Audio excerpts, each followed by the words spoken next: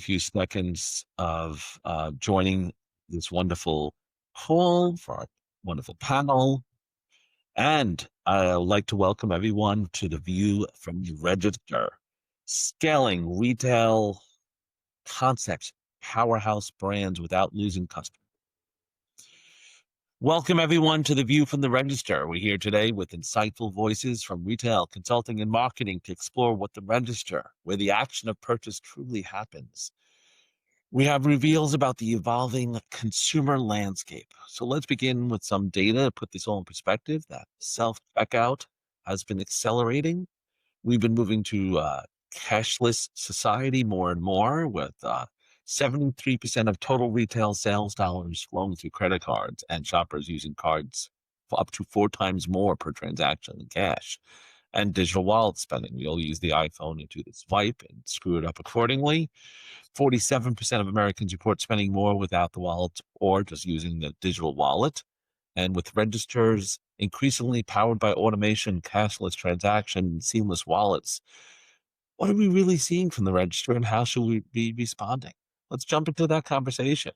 We have a wonderful panel, and I'm going to kind of introduce each person and have them give their intro. Linda, give us your intro. Wait, Linda, unmute and then give us the intro. Oh, for Pete's sake. Thank you, Dominic. It's early. I told you, here in Las Vegas. Anyway, my name is Linda Johansen-James. I am the CEO and founder of International Retail Group. We help brands and retailers and entrepreneurs to test and launch in retail, negotiate for real estate, coach, teach, and train. I also am the publisher of IR Magazine, which is a global retail magazine. So excited to be here with this panel, and thanks for having me, Dominic. I love it. We have number 2 will be Cindy. Thanks, Dominic. Hi, everyone, and welcome to the View from the Cash Register. It's an exciting topic. So my career spanned more than 30 years. I was with Nordstrom for a vast chunk of that, and really had such a fabulous experience understanding the basis of real customer service. And then have been with Purple Mattress for the last 5.5 years, designing their stores, and have had an incredible experience being with a disruptive brand, a very new brand on the scene. And that's a completely different experience from being with a legacy brand like Nordstrom. So it's been an incredible journey for me. I'm very lucky to have had it, and am super happy to be joining this amazing panel. Thank you. I love it. Casey.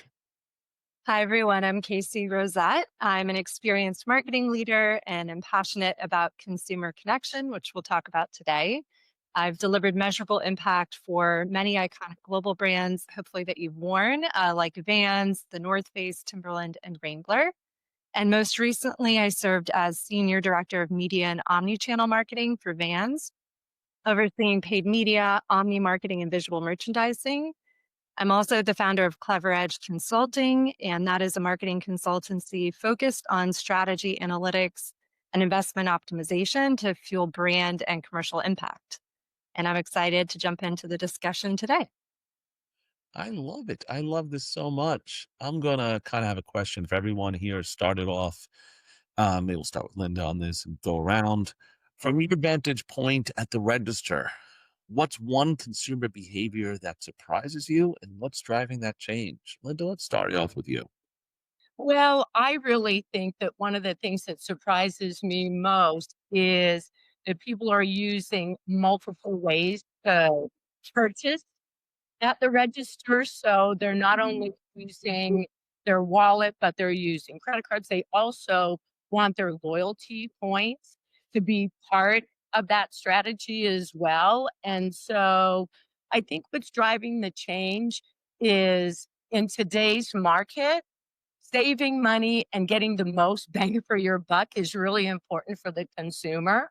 And so making sure that regardless of where you're purchasing, whether it's an attended register or it's self-serve, we all want to make sure that we're getting the loyalty points and that the ease of buying is part of that experience. I think that's what surprised me most is that we're all looking for ways to to save, not only save money, but have a good experience.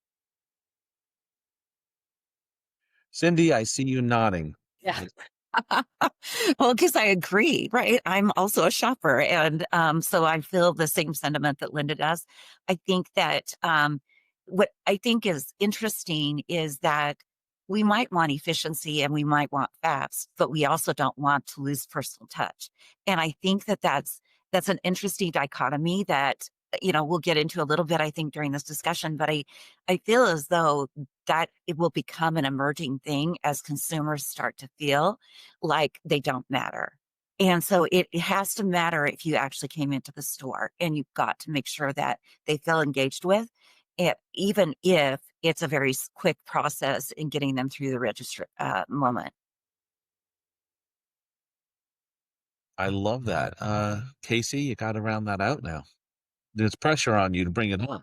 So I'm going to go young and talk about Gen Z. And I think, it's not a surprise so much, but I think an interesting trend just to continue to watch. Gen Z and even Gen Alpha, they continue to flock in store.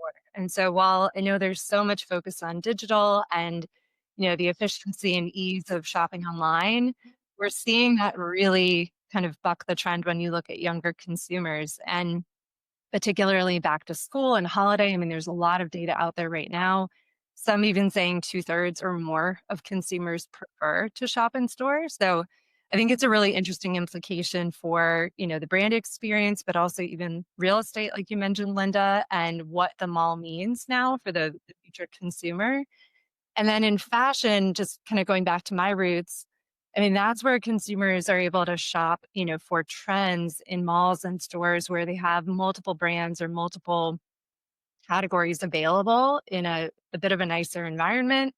But they're also craving, I think, sensorial shopping. So whether it's looking at the quality and the feel of fabric or the fit of the product or the shoe, that's something that really you only get a true understanding of if you're touching and feeling it in store. And same is true for mattresses, as you mentioned, Cindy, or other, home items. But particularly in fashion, I think we've seen a bit of a change in trend. I love it. Recently, we've had some innovations such as self-checkout. I know some stores are closing self-checkout. In addition, Amazon Fresh Stores, there's one by me that we all thought it was AI, but it was actually people in India trying to see what you're purchasing via camera. But it's like we're innovating there. How are these innovations transforming the register experience? Who wants to take it first? Could be any of you. Well, I think that first of all, it's made for those of us that are always in a rush, it's made the excuse me, it's made the experience quicker. But I'm going to give the example like Whole Foods. You go there and they say it's a quick checkout, but they've also kept it personal. Like, do you have an Amazon account? You save when you go ahead and scan your Amazon. So I think they've integrated technology as well as the customer experience. And I know for me, here's the deal. Dominic may think he's the oldest, but I really am. And so for me, I want ease of buying, but I also want that personalized experience. So I think if we do it the right way, and Casey and Cindy, you both said this earlier, if we do it the right way, we not only get that ease of buying with the digital wallet and all those things, but we also get that consumer experience. Cindy, you're ready. I could see it. Well, I'm echoing what Linda's saying. She's so on point, and I think that we all crave efficiency, right? Sure, it's the age of life that we're in right now, and I'm not talking about age being personal age, but just the space and time that we're occupying. And I think that we all want that. We want frictionless. We want it to be fast. We want it to be easy. But there is something here that I think takes us right back to the consumer every single time. And it is those little things that a retailer can do that still make you feel engaged, right? That you're present, that you're not just somebody who's ringing the register and leaving a deposit of money, right? So there's more to it. Yeah, I think that consumers are aware when they are going through more of a digital channel for purchase that a lot of their data is available. And even if they opt out, it's not a complete kind of stopgap. And with that, then I think the responsibilities of brands make sure you're using the data for their good. So are you personalizing? How are you thinking about their consumer journey? To your point, Cindy, what are you doing after purchase to re-engage them? How are you checking in outside of purely another commercial touch point? And I think like that conversation post-purchase can go one of two ways. And you can either really kind of fuel that relationship and advocacy for your brand, or you can turn someone off very quickly if you're misusing it. I'm going to throw you all a curveball because of Cindy. Cindy, you said it's the little things. And I think when you're thinking of the register, and we mentioned this a lot in the pre-call, what are some of those little things that I help think enhance it's its experience? yeah. I think again, this goes back to my Nordstrom roots, but it's personalization, it's being present, it's a heads up game, it's eye contact, it's smiles, it's saying hello, it's whatever you can do dependent upon that retail moment. It could be, if it's fast service and it's something that you don't expect somebody to engage with you personally on. But if they even just are present and say hi, doesn't that matter? Of course it matters, Mm. right? And so what is it? What is it that you can do dependent upon your market? Of course, I'm in the mattress industry, high touch, high experience. And even when they don't purchase, we engage with them, but we ask for their permission, right? You have to ask for that and you have to accept that there are going to be some folks that don't want to be engaged with, but most, when asked correctly, do want to have follow up. They do want somebody to engage with them. I would love it if somebody would actually continue to engage with me. And it's very few that actually do. And in the truth of it. And I think that's interesting. I'm a retailer and I'm also a shopper. Mm. Interesting. I'm gonna So go. there you go. No, I love it. Casey, I'm jumping to you, then back to Linda.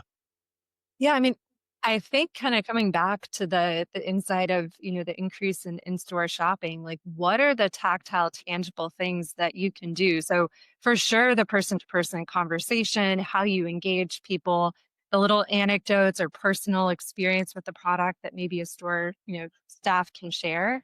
But even are there small touches with how you're wrapping product, what you're putting in the bag, the quality of the bag, how you talk about your loyalty program. Those are things I definitely notice. I think a lot of times they're done cheaply and not well. And there are brands that do them exceptionally well and then they stand out. So that's like a little bit of a leave behind that helps you kind of keep that narrative going when the consumer gets home or they're able to show it to a friend. It doesn't cost a lot, but it does set you apart. It's the memory. It is Good. tangible and necessary. And I think that that's how you continue to have that thread with that consumer that drives them back to you or drives their friends in to shop with you. All of it matters. What are you going to say, Linda? I could see you thinking it. No, it to me is so it's so apparent that touching the consumer is so important. So for me, that personalized experience can be used now at the point of purchase, either by implementing some basic AI, but knowing what the customer purchased, saying, Linda, great, like the last time you were in, this is what you purchased. Oh, and by the way, so the personalized experience is so easy today. And the the follow-up with the customer is as easy as like, "Hey, thanks for stopping in the store today," and following up that way. The personalized shopping experience, all of those things can be done at the point of purchase. And most of us, when we go in store, want buy in store. We don't want you to tell me to, "Oh, by the way, you can order online and pick up in store." Well, if I want to order online, why would I go to the store? Right? I go to the store because I want that experience. I wanna try it on. I can't buy things online clothing, and a lot of people can't, right? So I think having that personalized experience, knowing what we purchased before, the follow-up emails saying, "Thanks for coming in today," calling your customers, that's still okay if you ask them, right? Doing your personalized marketing program. If there's product that has to be purchased online, then I think again it's about the experience in store and then the follow on. An example from Vans, there's a whole custom shoe program. You obviously can't take that home day of, but you can work with a store associate who can get to know you, who can show you all the different options to build the shoe. And then when it does arrive at your home, it's in a beautiful canvas bag. It has a note from the founder. It has all of those kind of tactile touches that it feels special. It feels bespoke and memorable. Yep. When you're saying the little things, Cindy, I remember there's a restaurant, one of my favorites, when you leave, they give you a banana. And like it Yeah. is enamored by this 19-cent banana. But of course, you're on the ride home and you're eating the banana and you're remembering this 19-cent experience, discussing this special banana we got. And I always think I get such a kick out of that little thing, that 19 cents has taken up the family conversation for the next 20 minutes at that point. Yep. I love that actually. I think that's so it is memorable and fun and out of context and you wouldn't expect it. But I think that those are the things as retailers that we should all be searching for, right? Because again, we have to keep it fresh. We've got to keep people wanting to be in the store. Why are they there? What is it that they are enamored by? And really listening, again, the power of our people on the front line to listen and then share that intel back up so that we as leaders then are able to filter that into the work we're doing, right? As we redesign, as we re-implement, as we re-engage, what is it? How is it? And what brings it home? So, Linda, you've worked on one or two store designs and whatnot. What are those little banana moments, if you will, that stand out to you? Well, first of all, I think I love what Cindy said earlier. I tell all my clients, do not put the cash wrap in the back of the store.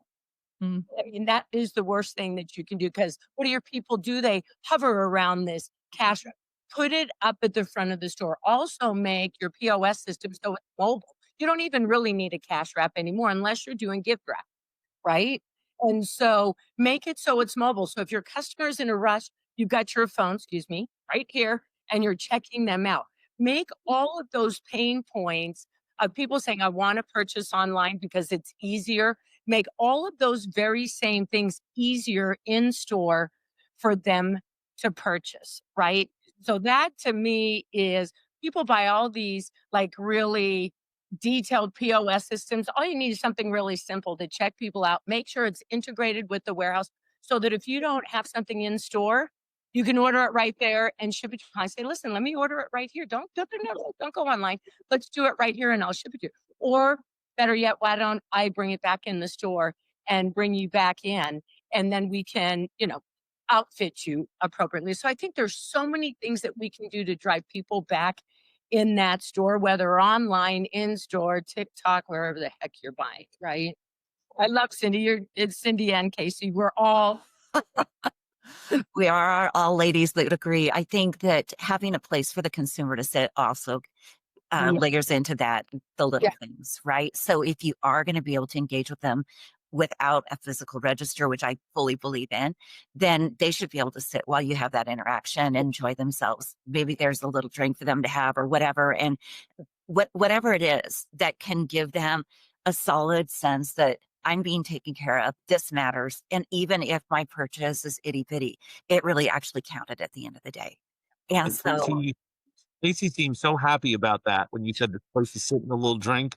What were you thinking when you heard that? I want to hear it. No, I mean, I just agree. Like, no matter what the product is, whether it's the person shopping for it or whoever's with them, I think you need areas where people can take a pause. And if they can't sit or they can't engage in something beyond the product on the shelves, they're probably out of there. And you have an opportunity to keep them around.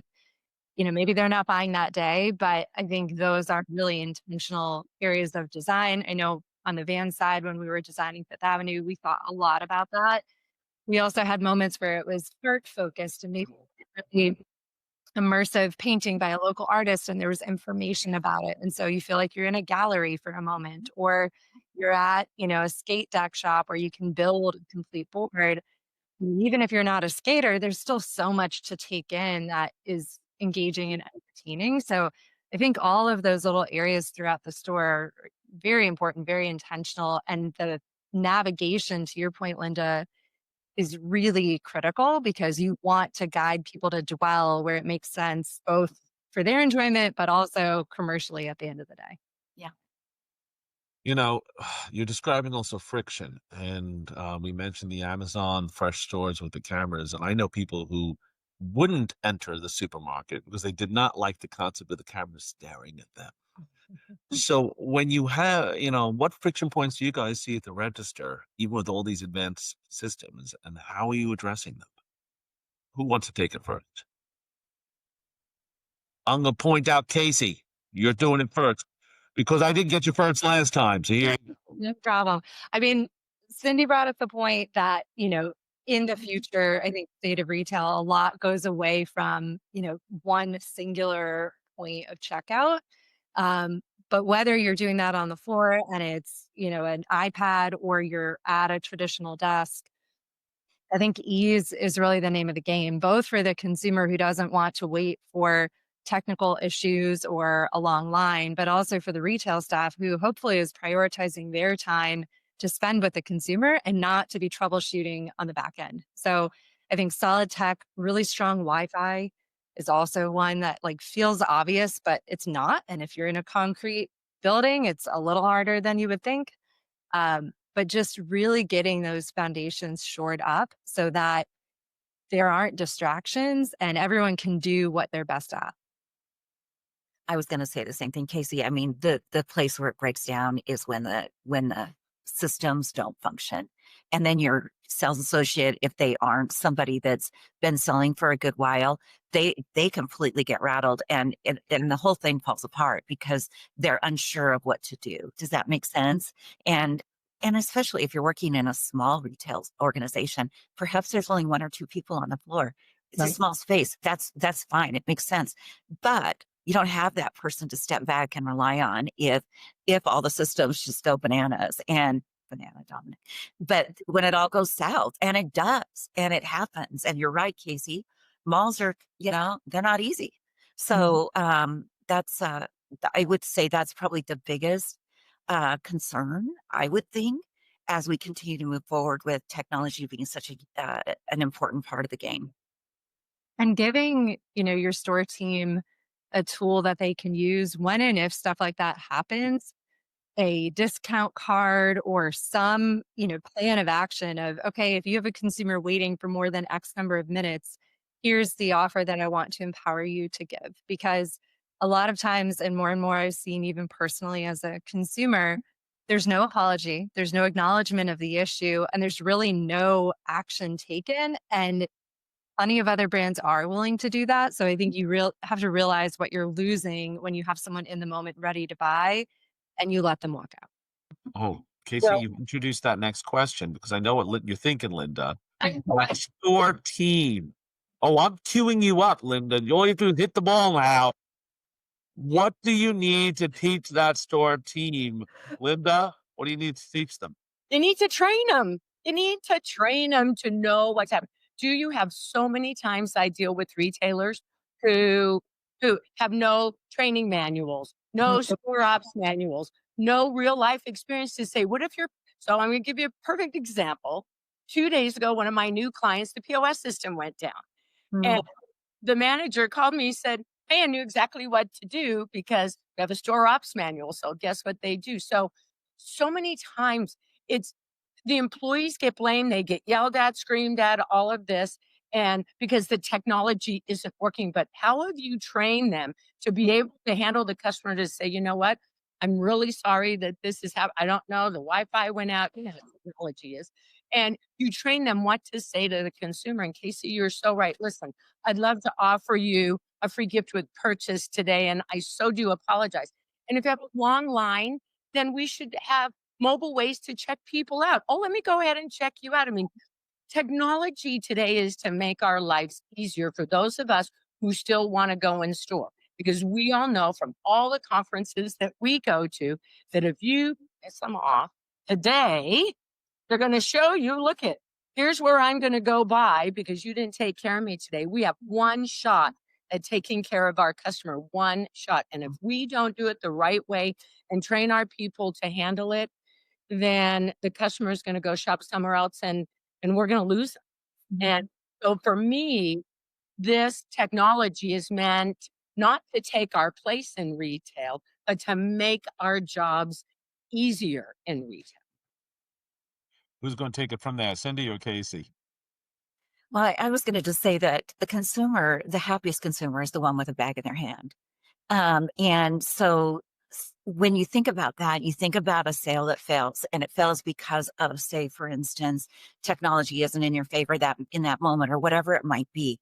Having that back pocket deal is still a bag in their hand. So knowing that you have, again, the support of your company to make those quick decisions and know what that, that's kind of what we refer to it as back pocket deal. You've got a little something in your pocket that you can give to the consumer, apologize profusely, but make sure that they're ready to come back in and shop with you when it all comes back together, if they aren't able to wait for a minute for the technology to right itself. And that's just one of those things that can happen. It could be many, many things.